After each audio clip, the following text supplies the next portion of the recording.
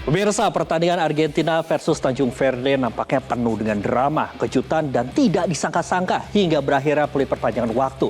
Di menit 90 awal, Tanjung Verde mampu menahan imbang juara Piala Dunia 2022. Hingga akhirnya masa perpanjangan waktu, skor 3-2 menjadi penentu keberhasilan Argentina menuju babak 16 besar. Dan pemirsa, saat ini kita akan membahasnya dengan pengamat, yaitu adalah Bung Joy. Selamat pagi, Bung Joy. Selamat pagi. Bung Joy, nampaknya ini pertandingan yang baru berakhir beberapa saat yang lalu ini menjadi pertandingan yang sangat seru antara Argentina juga Tanjung Verde begitu. Kalau menurut Bung Joy sendiri, mengapa ini nampaknya Tanjung Verde ini mampu untuk menahan kehebatan dari juara Piala Dunia 2022 kemarin, Argentina begitu?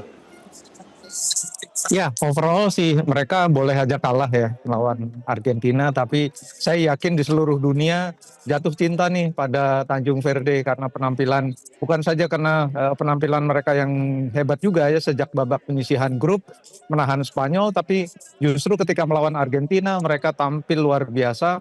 Mereka memang banyak bertahan, tapi ketika mereka sudah kebobolan, mereka keluar menyerang, sangat merepotkan pertahanan Argentina. Dan menurut saya ini adalah salah satu penampilan terbaik atau laga terbaik di Piala Dunia 2026 ya. Terlepas dari Tanjung Verde ini kan tim debutan, dan mereka baru pertama kali melangkah ke Piala Dunia dengan kepala tegak. Mereka keluar dari Piala Dunia pun dengan kepala yang sangat tegak. Bahkan menurut saya semua orang jatuh cinta pada Cabo Verde. Dan saya baca di semua laman utama di dunia ya, laman olahraga BBC, The Guardian, semuanya memuji penampilan Cabo Verde. Dan saya sendiri menyaksikan pertandingan ini sebagai fans Argentina, deg-degannya setengah mati. Jangan sampai ini jadi apa ya, tragedi terbesar dalam kalau buat saya ya, jangan tragedi terbesar dalam persepak bolaan dunia. Juara bertahan kalah oleh tim debutan, tapi tim debutan ini luar biasa, membuat semua orang kagum. Bukan saja mereka bermain dengan gagah berani, tapi juga mereka bisa mengimbangi teknik individu, teknik tim, strategi permainan dari Argentina yang notabene sekarang kan nomor 2 atau nomor 1 di dunia. Jadi saya merasa Cabo Verde ini inspirasi bagi semua orang. Nggak perlu minder sebagai tim debutan, sebagai tim yang datang ke Piala Dunia tanpa seorang pun sadar sebetulnya ya. Ini adalah tim yang menurut saya tim yang luar biasa. Salut famos kepada Cabo Verde, overall mereka luar biasa. Salut, dan juga nampaknya ini tidak disangka-sangka begitu Tanjung Verde seperti yang tadi Bung Joy sampaikan. Apakah ini yang menjadi faktor utamanya karena sang kiper begitu Bung Joy itu Fojinya, atau mungkin ada faktor-faktor lain mengapa Tanjung Verde bisa seperti ini begitu? Cabo Verde memang digendong oleh kiper Fonsa ya. Tetapi menurut saya hampir semua pemain Duarte bersaudara, Lepri Rosa, semuanya bermain luar biasa. Bahkan saya lihat statistiknya, pemain Cabo Verde ini rata-rata 9 di atas 9. Statistiknya penilaian dari para expert ya.